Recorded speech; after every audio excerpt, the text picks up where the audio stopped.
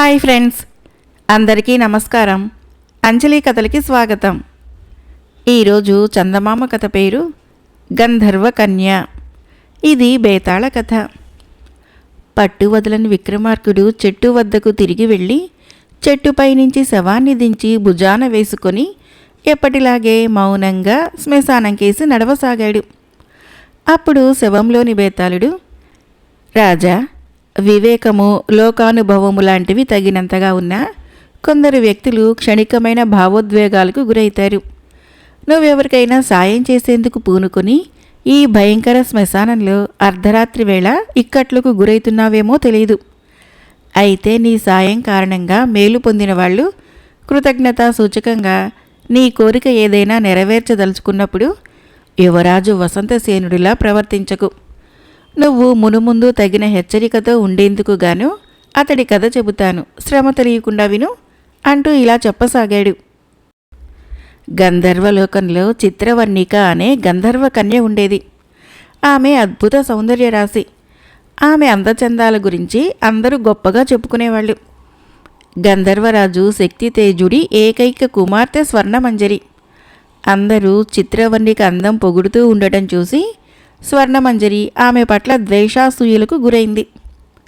ఒక పర్యాయము కుమార్తె కోరిక మేరకు శక్తితేజుడు స్వర్ణమంజరిని భూలోకం తీసుకొని పోయి అక్కడి వింతలు విశేషాలు దర్శనీయ స్థలాలని చూపించాడు.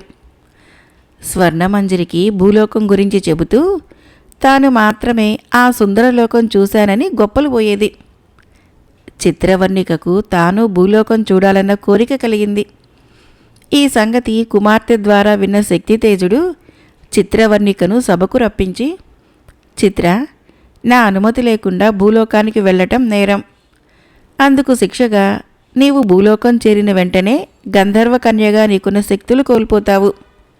అయితే భూలోకంలో ఒక మహత్తర దర్శనీయ స్థలాన్ని ఒక పక్షం రోజుల్లో నువ్వు దర్శించగలిగితే నీ శక్తులు నీకు తిరిగి రాగలవు. అప్పుడే నువ్వు మళ్ళీ గంధర్వలోకం చూడగలవు అని శాసించాడు. దీనితో మరింత పట్టుదల కలిగిన చిత్రవర్ణిక గంధర్వరాజు శాపానికి సిద్ధపడి భూలోకానికి బయలుదేరింది. గగన మార్గాన ప్రయాణం చేస్తూ భూలోకంలోని ఒక అరణ్య ప్రాంతాన ఉన్న అందమైన జలపాతం చూసి ముచ్చటపడి అందులో దిగి స్నానం చేసిన చిత్రవర్ణిక తిరిగి గగన మార్గాన ప్రయాణం చేయబోయి తన శక్తులు పోయినట్లు తెలుసుకొని ఎక్కడలేని విచారంతో కుంగిపోయింది. ఆ సమయంలో అటుగా గుర్రం మీద వస్తున్న యువకుడొకడు ఆమెను చూసి, సుందరి, నీ అద్భుత రూప లావణ్యాలు చూస్తుంటే నువ్వు భూలోక కాంతవు కాదని అర్థమవుతున్నది. నన్ను చూసిన తర్వాత కూడా మాయం కాకుండా దర్శనమిచ్చావంటే నీవేదో ఆపదలో ఉండి ఉంటావు, అవునా అని అడిగాడు. ఓ భూలోకవాసి, నువ్వు చాలా సూక్ష్మగ్రాహివి. నా పేరు చిత్రవర్ణిక, గంధర్వ కన్యను. మీ లోకం చూడవచ్చి నా శక్తులు పోగొట్టుకున్నాను అన్నది చిత్రవర్ణిక. అది విన్న ఆ యువకుడు, నా పేరు వసంతసేనుడు, కీర్తిచంద్రిక రాజ్యము యువరాజుని. పట్టాభిషేకానికి ముందు దేశ సంచారం చేస్తూ ఇటు వచ్చాను. భూలోకంలోని ముఖ్యమైన చూడదగిన స్థలాలు నీకు చూపిస్తాను. అందుకు ప్రతిగా నువ్వు మీ గంధర్వలోకం చూపించాలి. అక్కడి పరిపాలనా పద్ధతులు అవి చూసి ఉత్తమమైన వాటిని నా పరిపాలనలో అమలు చేస్తాను అన్నాడు. యువరాజా, నీ ఆలోచన మెచ్చదగింది. కానీ నేను తిరిగి గంధర్వలోకం చేరేందుకు అవసరమైన శక్తులు ముందు సంపాదించాలి అని తాను గంధర్వలోకం నుంచి భూలోకానికి వచ్చే ముందు అక్కడ జరిగినదంతా వసంతసేనుడికి చెప్పి, మా రాజు శక్తితేజుడు నేను తిరిగి గంధర్వ శక్తులు పొందేటందుకు ఒకే ఒక మార్గం చెప్పాడు. అదేమంటే పక్షం రోజుల్లో నేను భూలోకంలో అన్నింటికన్నా మహత్తరమైన పుణ్యస్థలాన్ని దర్శించాలి. అదేదో నువ్వు చెప్పగలవా అని అడిగింది. దానికి వసంతసేనుడు చిరునవ్వు నవ్వి, ఆ పవిత్ర స్థలమేదో మా లోకంలోని పండితులు మునులు ఎరిగినదే. అది మహాశివుడు పార్వతీదేవి విహరించే కైలాసగిరి. మనం దానికి దాపులలో ఉన్న మానస సరోవరాన్ని చేరితే అక్కడ నుంచి కైలాసగిరిని దర్శించవచ్చు అన్నాడు. ఆ వెంటనే చిత్రవర్ణిక ఉత్సాహంగా, కానీ పక్షం రోజుల్లో మనం అక్కడికి చేరగలమా అన్నది. పక్షం రోజుల లోపలే మనం అక్కడికి వెళ్ళగలము. మార్గమధ్యంలో నీకు మా భూలోక విశేషాలు చూపిస్తాను అంటూ వసంతసేనుడు చిత్రవర్ణికకు తాము ప్రయాణించే మార్గంలో ఉన్న సుందర దేవాలయాలు, ప్రజలు చేసుకునే వేడుకలు, రమణీయమైన ప్రకృతి దృశ్యాలు చూపిస్తూ 10వ రోజుకల్లా చిత్రవర్ణికతో మానస సరోవరం చేరాడు. ఆ రోజు పౌర్ణమి. వెన్నెల వెలుగులో వెండి కొండలా మెరిసిపోతున్న కైలాసగిరిని చూసి ఇద్దరు భక్తితో శిరస్సులు వంచి మొక్కారు. ఆ మరుక్షణము చిత్రవర్ణిక దేహము దివ్యకాంతితో మెరిసింది. దానితో ఆమె తన గంధర్వ శక్తులు తిరిగి తనకు లభించాయని గ్రహించి వసంతసేనుడికి ఆ సంగతి చెప్పి, యువరాజా, నీ సాయము మరువరానిది అన్నది అమితానందంతో. అంతలో గంధర్వరాజు శక్తితేజుడు హఠాత్తుగా అక్కడ ప్రత్యక్షమయ్యాడు. అతడు తన కుమార్తె స్వర్ణమంజరి ద్వారా చిత్రవర్ణిక, వసంతసేనుల గురించి తెలుసుకుంటూనే ఉన్నాడు. స్వర్ణమంజరి అదృశ్య రూపంలో చిత్రవర్ణిక భూలోకంలో చేరినప్పటి నుంచి వెంబడిస్తూనే ఉన్నది. చిత్రవర్ణిక శక్తితేజుడితో వినయంగా, ఈయన కీర్తిచంద్రిక రాజ్య యువరాజు వసంతసేనుడు. ఈయన నుంచి నేను చాలా సాయం పొందాను. మన గంధర్వలోకం చూపిస్తానని వాగ్దానం చేశాను. మన అతిథిగా తీసుకొని పోదాము అన్నది. అందుకు శక్తితేజుడు కోపంగా, మానవులకు మన లోకము నిషిద్ధము అన్న సంగతి మరిచావా అంటూ మాయమయ్యాడు. మా గంధర్వరాజు చెప్పింది విన్నావు కదా. నేను కష్టాల పాలైనా పర్వాలేదని నువ్వు భావిస్తే ఏదో ఒక విధంగా నిన్ను మా గంధర్వలోకానికి తీసుకొని పోతాను అన్నది చిత్రవర్ణిక. దానికి వసంతసేనుడు నిర్మోహమాటంగా, ఇంకా మీ లోకం చూడాలని ఎందుకు అనుకుంటాను? మనసు మార్చుకొని సాక్షాత్తు మీ గంధర్వరాజే తిరిగి వచ్చి ఆహ్వానించిన మీ లోకానికి రాను అన్నాడు. చిత్రవర్ణిక ఆ జవాబుకు చాలా సంతోషించి వెంటనే అంతర్ధానమైంది. బేతాళుడు ఈ కథను చెప్పి, రాజా, యువరాజు వసంతసేనుడు శ్రమకోర్చి చిత్రవర్ణికకు సాయం చేసి ఆమె తిరిగి తన గంధర్వశక్తులు సంపాదించేలా చేశాడు కదా. అంతేకాక అతడికి తాను పట్టాభిషక్తుడయ్యాక గంధర్వలోకపు పరిపాలనలోని మంచిని తన రాజ్యంలో అమలు చేయాలన్న బలమైన కోరిక కూడా ఉన్నది కదా. అటువంటి వాడు చిత్రవర్ణిక తన లోకానికి తీసుకొని పోతానంటే ఎందుకు నిరాకరించాడు? అతడు ఏదో తాత్కాలికమైన భావోద్వేగాలకి గురై ఉంటాడా? లేక గంధర్వరాజంటే భయం కారణమా? ఈ సందేహాలకి సమాధానం తెలిసి కూడా చెప్పలేకపోయావో నీ తల పగిలిపోతుంది అన్నాడు. దానికి విక్రమార్కుడు, గంధర్వులు ఉన్నతులు అన్న భావనతో వసంతసేనుడు గంధర్వలోకం దర్శించాలని, అక్కడి మంచిని భూలోకంలో అమలు చేయాలని కలలు కన్నాడు. అయితే స్వర్ణమంజరి అసూయ, గంధర్వరాజు అకారణ కోపము, శాపము వంటి వాటిని గురించి చిత్రవర్ణిక ద్వారా విని అక్కడ తాను చూసి వచ్చి భూలోకంలో అమలు చేయదగినవి లేవని గ్రహించి ఆ నిర్ణయం మార్చుకున్నాడు. ఎంతో ఉన్నత స్థాయిలో ఉండవలసిన గంధర్వరాజు ఆయన కుమార్తెల కుయుక్తులు, ఈర్ష్యా ద్వేషాలు గురించి చిత్రవర్ణిక చెప్పగా విన్న వసంతసేనుడిలో గంధర్వలోకం పట్ల ఉన్న గౌరవాభిమానాలు సన్నగిల్లినాయి. అంతేకాక తాను కష్టాల పాలైనా పర్వాలేదని భావిస్తే మా లోకానికి ఏదో విధంగా తీసుకుని పోతాను అన్న చిత్రవర్ణిక మాటలు వసంతసేనుడికి ఆశ్చర్యంతో పాటు యావగింపు కూడా కలిగించినాయి. ఈ కారణాల వలన తన నిర్ణయాన్ని మార్చుకున్నాడే తప్ప అతడు తాత్కాలికమైన భావోద్వేగాలకి గురి కావటమంటూ జరగలేదు అన్నాడు. రాజుకు ఈ విధంగా మౌనభంగం కలగగానే బేతాళుడు శవంతో సహా మాయమై తిరిగి చెట్టెక్కాడు. ఈ కథకు ఆధారము ఎన్ శివనాగేశ్వరరావు గారి రచన. మరొక కథ పేరు గౌరవం. ఈ కథను రచించిన వారు వసుంధర గారు. జనకపురిలో శ్రీధాముడు అనే భాగ్యవంతుడికి కాముడు, పాత్రుడు అని 2 కొడుకులు. వాళ్ళిద్దరూ చక్కగా చదువుకొని పెద్దవాళ్ళయి బుద్ధిమంతులన్న పేరు తెచ్చుకున్నారు. తండ్రి వాళ్ళిద్దరికీ తగిన సంబంధాలు చూసి పెళ్లి చేశాడు. కానీ ఆస్తి వ్యవహారాలు మాత్రము ఇంకా తనే చూస్తున్నాడు. శ్రీధాముడి భార్య రమాదేవి ఒకనాడు భర్తతో ఈ విషయం ప్రస్తావించింది. మన పిల్లలు బుద్ధిమంతులే కానీ ఆస్తి చేతికి వచ్చాక వాళ్ళెలా మారతారో తెలీదు. ఇప్పటిలాగే వాళ్ళు మనల్ని గౌరవిస్తారని నమ్మకం కుదరటానికి కొన్నాళ్ళు పరీక్షిద్దాము అని చెప్పి ఆయన తన ఇంటిని 3 వాటాలు చేశాడు. మధ్య వాటాలో తను ఉంటూ అటూ ఇటూ కొడుకుల చేత వేరు కాపరాలు పెట్టించాడు. పెత్తనం తనదే అయినా పనులన్నీ కొడుకులకు అప్పగించి వాళ్ళు చేసే పనులను గమనించసాగాడు. పెద్దవాడు కాముడు ఆస్తిని ఇంకా ఇంకా పెంచాలని ఆలోచిస్తూ తనకు తోచిన ఉపాయాల్ని తండ్రికి చెప్పి ఆయన ఆమోదించాకే అమలు చేసేవాడు. చిన్నవాడు పాత్రుడు రోజూ నిద్రలేస్తూనే శ్రీధాముడి తండ్రి కుచేలుడి చిత్రపటానికి నమస్కరిస్తాడు. కుచేలుడి పేరు మీద అంతో ఇంతో దానధర్మాలు చేస్తూ అందుకు తండ్రి అనుమతి కూడా అడగడు. ఎవరడిగినా కుచేలుడు మనవుడినేనంటాడే తప్ప తన పేరు చెప్పడు. ఇలా 1 ఏడాది గడిచాక శ్రీధాముడు భార్యా సమేతంగా తీర్థయాత్రలకు బయలుదేరుతూ తన ఆస్తిని 2 భాగాలు చేసి చిన్న భాగము కాముడికి, పెద్ద భాగము పాత్రుడికి అప్పజెప్పాడు. కాముడు చిన్నబుచ్చుకున్నాడు. భార్య అతన్ని హెచ్చరిస్తూ, ఆస్తి 2 కొడుకులకు సమానంగా పంచాలి, లేదా పెద్దవాడివైన నీకు పెద్ద భాగం ఇవ్వాలి. నువ్వు ఊరుకోకుండా వెంటనే మీ నాన్నను అడుగు అన్నది. కాముడు ఆమె మాట పాటించాడు. కొడుకు గోడు విన్న శ్రీధాముడు నిర్లక్ష్యంగా నవ్వి, ఈ ఆస్తి నా స్వార్జితం, పంపకము నా ఇష్టం. నాకు మీ తాత అనగా నా తండ్రి కుచేలుడంటే భక్తి, గౌరవం. ఆయన గౌరవించే పాత్రుడికి పెద్ద భాగం ఇచ్చాను. అయితే ఈ పంపకము తాత్కాలికం. నా తీర్థయాత్రలయ్యేసరికి నీలో నేను మెచ్చే మార్పు వస్తే పెద్ద భాగం నీకే దక్కవచ్చునేమో అనేసి యాత్రలకు వెళ్ళిపోయాడు. పాత్రుడు కుచేలుణ్ణి గౌరవించడం వెనక ఇంత కథ ఉన్నదని తెలియని కాముడు ఆశ్చర్యపడి తమ్ముణ్ణి కలిసి, తాత చనిపోయినప్పుడు నీకు 3 ఏళ్లైతే నాకు 6 ఏళ్ళు.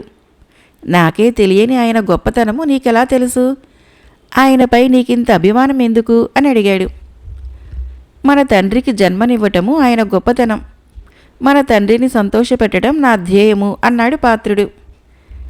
ఆ తర్వాత కాముడు ఆ విషయం గురించి బాగా ఆలోచించి పాత్రుడి వద్ద ఉన్న పటానికి 3 పరిమాణంలో కుచేలుడి చిత్రపటాలను 2 తయారు చేయించాడు. ఒక పటాన్ని తన ఇంట్లో అలంకరించాడు. 2వ పటాన్ని ఊరి గుడి మంటపంలో అలంకరించడానికి 100 వరహాలు చందా ఇచ్చాడు.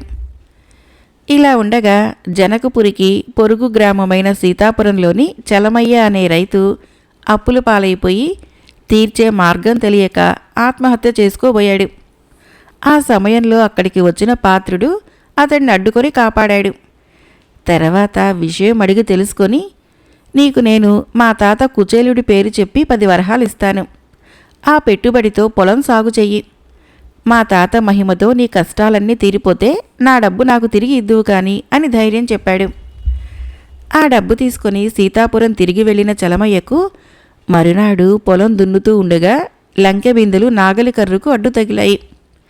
వాటినతడు గ్రామాధికారికి చూపిస్తే ఆయన బిందెల మీద రాతలను చదివి, ఇవి నీ పూర్వులు నీకోసం పాతిపెట్టినవి, ఈ ధనం నీదే అన్నాడు. చలమయ్య జాతకం మారిపోయింది. అతడు జనకపురి వెళ్ళి పాత్రుడికి డబ్బు తిరిగి ఇచ్చి కృతజ్ఞతలు చెప్పాడు. ఇందులో నాదేం లేదు, అంతా మా తాత కుచేలుడి మహిమ అన్నాడు పాత్రుడు. నేనే కాదు, కుచేలుడు మహిమ అందరూ తెలుసుకోవడానికి మా ఊరి గుడిలో ఆయన పటము ఆవిష్కరించి వేడుక చేస్తాను. అది నీ ఆధ్వర్యంలోనే జరగాలని నా కోరిక.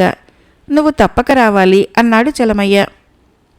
ఈలోగా తీర్థయాత్రలు ముగించుకొని శ్రీధాముడు 2 రోజుల్లో తిరిగి రాగలనని కొడుకులకు కబురు పంపించాడు.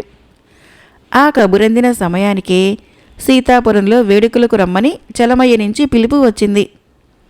తండ్రి వచ్చేసరికి తిరిగి వచ్చేస్తామని అన్నకు చెప్పి సీతాపురం వెళ్ళాడు పాత్రుడు. అయితే శ్రీధాముడు వచ్చిన సమయానికి పాత్రుడు జనకపురికి చేరుకోలేకపోయాడు. కాముడు ఆయనకి ఘనస్వాగతం పలికాడు. తండ్రి పాత్రుడి గురించి అడిగితే చలమయ్య విషయం చెప్పి, నువ్వు వస్తున్నట్టు తెలుసు కూడా తమ్ముడు సీతాపురం వెళ్ళాడు అంటూ నిష్ఠూరంగా మాట్లాడాడు. ఆ తర్వాత తండ్రి గౌరవార్థము విందు చేసి ఊరి పెద్దలను పిలిచాడు. అందరూ కాముడికి తండ్రిపై ఉన్న గౌరవాభిమానాలకు కొనియాడారు. ఆ సమయంలో అక్కడికి వచ్చిన ఒక మనిషి, అయ్యా, కాముడు గారు ఎక్కడ ఉంటారు అని అడిగాడు. కాముడు ముందుకు వచ్చి, నేనే కాముణ్ణి, ఏం కావాలి అని అడిగాడు. సీతాపురం నుంచి కుచేలుడు గారి మనవడు పంపగా వచ్చాను. ఆయన రేపు సాయంకాలానికి ఇక్కడికి వస్తున్నట్లు చెప్పమన్నారు అని అన్నాడు. అది విన్న శ్రీధాముడు ఆ మనిషిని అడిగి సీతాపురం వేడుకల వివరాలు తెలుసుకొని, ఆహా, పెద్దలంటే పాత్రుడుకున్న గౌరవము అపారము అని మెచ్చుకున్నాడు. విందు ముగిసి అందరూ వెళ్ళిపోయాక, నీ పట్ల తమ్ముడు చూపిన గౌరవానికి నేనిచ్చిన గౌరవానికి తేడా కనబడుతూనే ఉంది. తాతగారి విషయానికి వస్తే తమ్ముడు ఆయన పేరుతో ఇచ్చిన డబ్బు వెనక్కు తీసుకున్నాడు. సీతాపురం గుడిలో చలమయ్య పెట్టిన తాతగారి చిత్రపటం చూడటానికి వెళ్ళాడు. 100 వరహాలు ఖర్చు పెట్టి మన ఊరి గుడిలో తాతగారి చిత్రపటాన్ని పెట్టించిన నాకంటే వాడి గౌరవం గొప్పదనటము నీ పక్షపాత బుద్ధి కాదా అన్నాడు కాముడు ఉక్రోషంగా. అందుకు శ్రీధాముడు నవ్వి, ఏది చేసినా నీ పేరుతోనే చేస్తూ నువ్వు పేరు తెచ్చుకుంటున్నావు. అన్నీ తాత పేరుతో చేస్తూ ఆయన పేరు నిలబడుతూ ఉన్న పాత్రుడి గొప్పతనం గ్రహించలేని నీకు గౌరవం అంటే ఏమిటో చెప్పగలవాడు దండకారణ్యంలో గురుకులాశ్రమం నడుపుతూ ఉన్న సుమేధుడు ఒక్కడే. తమ్ముడు తిరిగి వచ్చాక వాణ్ణి వెంటబెట్టుకొని ఆయన వద్దకు వెళ్ళు, నీకు సందేహ నివృత్తి అవుతుంది అన్నాడు. మరునాటి సాయంత్రానికి పాత్రుడు తిరిగి వచ్చాడు. 2 రోజుల తర్వాత తండ్రి ఆనతి ప్రకారము అన్నదమ్ములిద్దరూ దండకారణ్యం వెళ్ళి సుమేధుణ్ణి కలుసుకున్నారు. కాముడి సందేహం విన్న సుమేధుడు, నీ తమ్ముడు పెద్దలని నీకంటే మిన్నగా గౌరవిస్తాడని నీ తండ్రి అభిప్రాయం. మీరిద్దరూ కొన్ని రోజులు ఇక్కడే నా ప్రియ శిష్యుడు సునాధుడితో ఉంటూ అన్నీ అతడు చెప్పినట్లే చేయండి అంటూ వారిని సునాధుడికి అప్పగించాడు. మరునాడు సుమేధుడు వారిని సూర్యోదయానికి ముందే నిద్రలేపి చన్నీటి స్నానం చేయించాడు. ఆ తర్వాత ముగ్గురు వెళ్ళి సుమేధుడు శిష్యులకు చెబుతూ ఉన్న పాఠాలు విన్నారు. పాఠాలు చెప్పడం అయ్యాక సుమేధుడు, ఇప్పుడు మీరు అడవిలోకి వెళ్ళి నేలరాలిన ఫలాలు సేకరించండి. చెట్టు నుంచి పండును కోయవద్దు, జీవహింసకు పాల్పడవద్దు. సేకరించిన ఆహారాన్ని అందరూ సమంగా పంచుకొని తినండి అన్నాడు.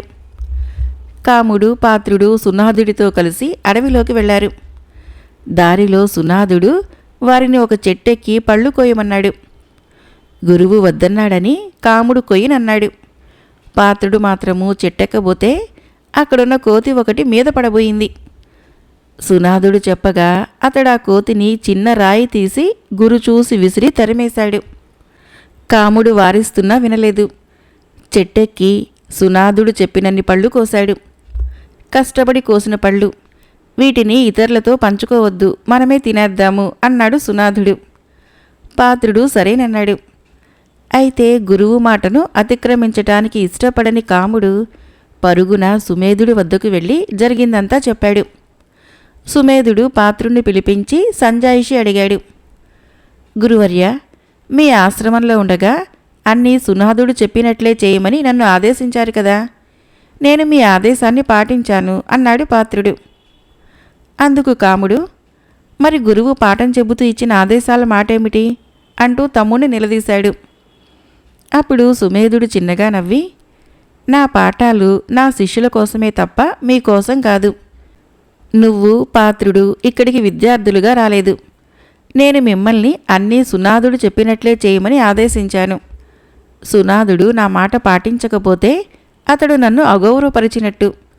సునాధుడి మాట పాటించకపోతే మీరు నన్ను అగౌరవపరిచినట్లు. ఇప్పుడు నువ్వే చెప్పు, పెద్దల్ని గౌరవించేది పాత్రుడా నువ్వా అన్నాడు. కాముడు తెల్లబోయి, అసలు ఈ సమస్య అంతా సునాధుడు మిమ్మల్ని అగౌరవపరచటం వల్ల వచ్చింది అన్నాడు. ఇందులో సునాధుడి తప్పేమీ లేదు. మిమ్మల్ని పరీక్షించడం కోసము నేనే అతన్ని అలా చేయమన్నాను. నా ప్రియ శిష్యుడి ప్రవర్తనలోనూ ఆదేశంలోనూ ఏదో ఆంతర్యం ఉన్నదని నీకు స్ఫురించలేదంటే నీకు నా మీద గౌరవం లేదని అర్థం కాదంటావా అన్నాడు సుమేధుడు. తన తండ్రి శ్రీధాముడు చేసిన ఆస్తి పంపకంలో ఏదో ఆంతర్యం ఉన్నదని గ్రహించక అదేమని ఎదురు తిరగటం వలన తనకు ఆయన పట్ల గౌరవం తక్కువేనని అప్పటికి అర్థమైంది కాముడికి. తర్వాత సుమేధుడికి పాదాభివందనం చేసి తమ్ముడితో కలిసి జనకపురికి వెళ్ళి తండ్రిని తన తప్పు క్షమించమని వేడుకున్నాడు. అప్పుడు శ్రీధాముడు, తండ్రి నిర్ణయాన్ని తప్పు పట్టడం గౌరవం కాదని నువ్వు గ్రహించాలనే ఇదంతా చేశాను. కానీ మీరిచ్చే గౌరవాన్ని బట్టి ఆస్తి పంపకం చేయటము నాకు గౌరవం కాదు అంటూ కొడుకులిద్దరికీ ఆస్తిని సమంగా పంచి ఇచ్చాడు. మరొక కథ పేరు పుణ్యము పాపము. కాంచన దేశపు రాజు ధీరసింహుడి ఆస్థాన నర్తకి వసంతమాలిని. సామాన్య కుటుంబంలో పుట్టినప్పటికీ ఆమె చిన్నప్పటి నుంచి నాట్యం పట్ల విశేష ఆసక్తి కనబరుస్తూ యుక్త వయస్కురాలయ్యేసరికి సాటిలేని మేటి నర్తకిగా పేరు తెచ్చుకున్నది. ఆమె ప్రతిభను గుర్తించిన రాజు ఆమెను ఆస్థాన నర్తకిగా చేశాడు. ఆమె నాట్య విన్యాసాలను, అపురూప భంగిమలను చూసి అందరూ ముగ్ధులయ్యేవాళ్ళు. వసంతమాలిని ప్రతిభా సంపన్నురాలైన నర్తకిగానే కాకుండా మంచి గుణగణాలు, వినయ విధేయతలు, దయా స్వభావము గల అరుదైన కళాకారిణిగా కూడా ప్రజల మన్ననలు పొందింది. ఆ ఏడు పట్టపురాణి యామినీదేవి జన్మదినోత్సవాన్ని పురస్కరించుకొని రాజధానిలో జరిగే ఉత్సవాలలో ఒక అంశంగా ప్రజా సమక్షంలో ఆస్థాన నర్తకి వసంతమాలినిని ఘనంగా సత్కరించాలని రాజు ధీరసింహుడు నిర్ణయించుకున్నాడు. అయితే రాజాస్థానంలోని ఇతర కళాకారులకి, పండితులకు ఇది ఏమాత్రమూ నచ్చలేదు. తమకు దక్కని అరుదైన గౌరవము రాజనర్తకికి లభించటం చూసి ఓర్వలేకపోయారు. అసూయతో కుమిలిపోయారు. సమయం దొరికినప్పుడు ఆమెను కించపరచాలని తహతహలాడసాగారు. మహారాణి జన్మదినోత్సవం నాటి సాయంకాలము గొప్ప సభ ఏర్పాటైంది. వేదిక మీద ఏర్పాటు చేసిన ఆసనంలో వసంతమాలిని ఎంతో వినయంగా ఒదిగి కూర్చున్నది. రాజు ధీరసింహుడు ఆమెను విలువైన కానుకలతో సత్కరించి ఆమె నాట్య కౌశలాన్ని మెచ్చుకొని, మన వసంతమాలిని అప్సరసలకు సాటిరాగల అపూర్వ నాట్య కళాకారిణి. ఆమె మన ఆస్థానంలో ఉండటము మన అదృష్టము. ఆమె అద్భుత నాట్యాన్ని తిలకించే అదృష్టము దేవతలకు లేదు అన్నాడు. ఆ మాటలకి ప్రజలు కరతాళ ధ్వనులతో ఆనందాన్ని తెలియచేశారు. అయితే రాజుగారికి కొద్ది దూరంలో కూర్చొని ఉన్న ఒక పండితుడు లేచి, మహాప్రభువులు క్షమించాలి, తమరు అపూర్వ కళాపోషకులు. పొట్టపోసుకోవటం కోసం వచ్చిన వసంతమాలినిని ఆస్థాన నర్తకిని చేయటము అపురూప కళాపోషకులైన తమ ఔదార్యానికి నిలువుటద్దము. అంత మాత్రాన ఈమెను అప్సరసలతో పోల్చటము ఆ దేవకాంతలను అనుమానించటమే అవుతుంది కదా అన్నాడు. అతను మాట ముగించే లోపలే మరొక నాట్య కళాకారుడు లేచి, నేను ఎందరో నర్తకీమణుల ప్రతిభను చూసినవాణ్ణి. వసంతమాలిని నాట్యంలో నయగారం కన్నా నవ్వుల పాలే ఎక్కువ. ఆమెను తమ హస్తాలతో సన్మానించటము మన రాజ్యం చేసుకున్న పాపము అన్నాడు. ఆ మాటలకి సభలో గుసగుసలు ఆరంభమయ్యాయి. ఇదంతా గమనించిన ఆస్థాన విదూషకుడు గంగాధర శాస్త్రి లేచి, మహాప్రభు, దేవలోకము మన రాజ్యం చేసుకున్న పాప పుణ్యాల సంగతేమో కానీ ఆస్థాన నర్తకి వసంతమాలిని మాత్రము పుణ్యము పాపము రెండూ చేసుకున్నది అన్నాడు. విదూషకుడి మాటలు రాజు ధీరసింహుడిలో ఆసక్తిని రేపాయి. ఇక్కడున్న వారంతా మహాపాపము అవమానము అంటూ ఉంటే తమరేమో మన నర్తకీకి పాపపుణ్యాలు రెండూ అంటగడుతున్నారు. కాస్త వివరించి చెప్పండి అన్నాడు రాజు. అందుకు విదూషకుడు, కళా పోషకులైన తమ రాజ్యంలో జన్మించటము వసంతమాలిని చేసుకున్న పుణ్యం. అందుకే ఆమె నేర్చిన కళకు సార్థకత సమకూరి ఈరోజు తమ చేత ప్రజా సమక్షంలో ఇలా సన్మానించబడుతోంది. అయితే పుణ్యంతో పాటు ఏ జన్మలో చేసుకున్న పాపమో తెలియదు, ఆమెను వెన్నంటి వస్తోంది అని ఆగాడు. ఆ విషయం కూడా విడమర్చి చెబితే బాగుంటుంది కదా అని అడిగాడు రాజు ఎంతో కుతూహలంగా. తోటి కళాకారునికి లభిస్తూ ఉన్న సన్మానాన్ని చూసి ఓర్వలేని వాళ్ల ఎదుట నాట్యం చేయవలసి రావటము ఆమె చేసుకున్న పాపము అన్నాడు విదూషకుడు గంభీరంగా. అంతకుముందు ఆమెపై విమర్శలు గుప్పించిన వారు సిగ్గుతో తలలు వంచుకున్నారు. అప్పుడు రాజు, వెన్నెలలు వెదజల్లని జాబిలి అందాన్ని ఎవరూ ఆస్వాదించలేరు. అలాగే సాటి మనిషిలోని మంచిని, శక్తి సామర్థ్యాలను గుర్తించి గౌరవించలేని వారి పాండిత్యము నిష్ప్రయోజనము. అది అలాంటి వారి వ్యక్తిత్వానికి మాయని మచ్చ అవుతుంది. అలాంటి వారు నా ఆస్థానంలో ఉన్నందుకు విచారిస్తున్నాను అన్నాడు. ఆ తర్వాత చమత్కారంతో అసూయాపరుల అసలు రూపాలని బయటపెట్టిన విదూషకుణ్ణి వసంతమాలిని చేతుల మీదుగా ఘనంగా సత్కరించాడు. ప్రజలు ఆనందోత్సాహాలతో చప్పట్లు చరిచారు. మరొక కథ పేరు దుండగీడు. ఇది జాతక కథ. బ్రహ్మదత్తుడు కాశీరాజ్యాన్ని పరిపాలించే కాలంలో ఒకప్పుడు బోధిసత్వుడు దేవతలకు అధిపతి అయిన దేవేంద్రుడుగా ఉండటం తటస్థించింది. బ్రహ్మదత్తుడు అప్పుడు మంచి నడివయసులో ఉన్నాడు. దేవుణ్ణే లెక్క చేయని బ్రహ్మదత్తుడికి మానవులనగా ఏపాటి? వయసులో ఉన్న బ్రహ్మదత్తుడికి జంతువులన్నా మనుషులన్నా వస్తువులన్నా అదొక విధమైన రోతగా కనపడేది. వయసు మీరిన జంతువులేవైనా సరే, గుర్రాలు కానీ ఏనుగులు కానీ మరేవైనా కానీ కంటపడితే వాటిని తరిమి తరిమి కొట్టేవాడు. పాతబడిన బళ్ళు కానీ ఇంకేదైనా వస్తువు కానీ కనిపిస్తే ముక్క చెక్కలుగా చేసి పారవేసేవాడు. వయసు గడిచిన మనుషులు అనగా వృద్ధులు ఎదుట పడితే వాళ్ళ నెరిసిన గడ్డాలు పట్టుకుని లాగేవాడు. వాళ్ళని పాత్రలు దొర్లించినట్లుగా క్రింద పండుకోబెట్టించి దొర్లించేవాడు. ఆ వృద్ధులు స్త్రీలైతే నానా హింసలు పెట్టేవాడు. బ్రహ్మదత్తుడు చేసే ఈ అర్థం లేని ఆటలకి దుండగాలకి ఒక మితి మేర లేకపోయింది. ఇంద్రుడి లక్ష్యము చంద్రుడి లక్ష్యము లేకుండా సంచరించే ఆ రాజకుమారుని ఎదిరించడానికి ఎవళ్లకు తరం కాలేదు. ఇలా రాజు చేసే దుర్నయాలకు యాతనలకు ప్రజలు కటకటలాడిపోసాగారు. చేసేది లేక తల వంచుకున్నారు. వృద్ధులైన తమ తల్లిదండ్రులని రాజ్యం దాటించి ఇతర ప్రదేశాలకు చేర్చుకున్నారు. ఈ విధంగా తల్లిదండ్రులని దూరదేశాలలో దిగబెట్టి వారికి ఎడబావులై ఉండటం తప్ప మరి గత్యంతరం లేకపోయింది. ఇలా ప్రజలు తల్లిదండ్రులను విడిచిపెట్టి ఉండటం వలన వారు మహాపాపం చేసిన వారయ్యారు. ఇటువంటి పాపాత్ములతో రౌరవాది నరకాలన్నీ నిండిపోజొచ్చినాయి. ఇటు చూడగా స్వర్గలోకమంతా ఖాళీగా ఉండిపోయింది. స్వర్గలోకంలో తగినంత పని కనబడకపోయేసరికి దేవేంద్రుడు తల్లడిల్లాడు. చాలాసేపు ఆలోచించి ఒక పన్నాగం పన్నాడు. అది ఏమిటంటే కడు పేద అయిన ఒక శతవృద్ధుడి రూపం దాల్చాడు. 2 జాడీలలో మజ్జిగ నింపి శిథిలావస్థలో ఉండే ఒక బండిలో పెట్టాడు. ఆ బండికి 2 బక్క ఎద్దులను పూంచి బయలుదేరాడు. ఈ విధంగా దేవేంద్రుడు వెళుతూ ఉండగా అతి వైభవంగా గొప్ప ఊరేగింపుతో గజారోహణం చేసి వస్తూ ఉన్న బ్రహ్మదత్తుడు ఎదురయ్యాడు. రాజు కోసము నగరమంతా ఆనాడు కళకళలాడుతూ అలంకరించబడి ఉంది. బండి మీద ముసలివాణ్ణి చూస్తూనే రాజు, పోరా అవతలికి, తప్పుకోరా, ఏమిటింత పొగరు అంటూ కేకలు వేశాడు. పక్కనున్న ప్రజలకి ఇదంతా ఆశ్చర్యం కలిగించింది. ఏమిటి రాజు ఇలా కేకలు వేస్తున్నాడెందుకో అని అనుకున్నారు. చిత్రమేమిటంటే మారువేషంలో ఉన్న ఆ దేవేంద్రుడు ఒక్క రాజుకే కనిపిస్తున్నాడు. కానీ ప్రజలలో ఒక్కళ్ళకి గోచరించడం లేదు. దేవేంద్రుడు కనపరిచిన ఈ మహిమ వలనే ప్రజల కళ్లకు మాయ కమ్మింది.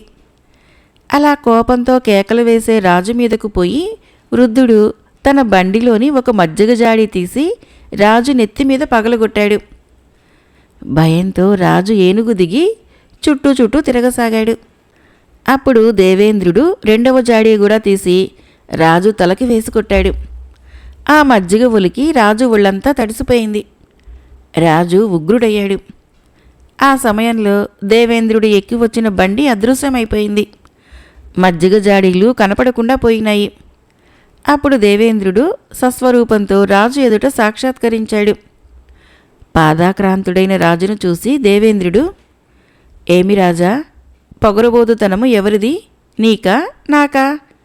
కన్ను కానని గర్వంతో ఎవరు మిట్టుపడుతూ ఉన్నారు, నీవా నేనా? ఎల్లప్పుడూ ఈ యవ్వనంలో ఇలానే ఉండిపోతావా నువ్వు? నీకు వృద్ధాప్యం రాదా? ముసలివారిని పాత వస్తువుల్ని గేలి చేస్తావా? నీ దుశ్చేష్టల వలన రాజ్యంలో ప్రజలు ఎంతగా బాధపడుతున్నారో తెలుసుకున్నావా? నీ యాతన వలన వాళ్ళందరూ కన్న తల్లిదండ్రులని దూర ప్రదేశాలకు పంపించి వేసి వారి రక్షణ చూడలేని మహాపాపులవుతున్న సంగతి కొంచెమైనా గుర్తించావా? ఈ విధంగా నరకలోకాలు నిండిపోవటము, స్వర్గానికి ఒక్కళ్ళు రాకపోవటము గమనించావా? చూడు, ఈ క్షణం నుంచైనా బుద్ధి తెచ్చుకొని సరిగ్గా ప్రవర్తించు. లేకుంటే ఇదిగో ఈ పిడుగు వచ్చి నీ తలను మొండాన్ని వేరు చేస్తుంది, జాగ్రత్త అని హెచ్చరించి అదృశ్యమయ్యాడు. ఆనాటి నుంచి బ్రహ్మదత్తుడి మతము పూర్తిగా మారిపోయింది. అతడు వృద్ధులని గౌరవింపసాగాడు. అందువలన ఇంతకుముందు రాజ్యంలో కలిగిన అలజడి తగ్గింది.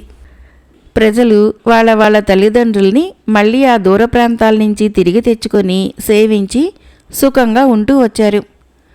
బోధిసత్వుడి ప్రభావం వలన ఇంతటి మార్పు కలిగింది. కథ అయిపోయింది. ఫ్రెండ్స్, ఈ కథలు మీకు నచ్చినట్లయితే మన ఛానల్ని తప్పకుండా సబ్స్క్రైబ్ చేయండి, లైక్ చేయండి, షేర్ చేయండి, కామెంట్ చేయండి. Thank you.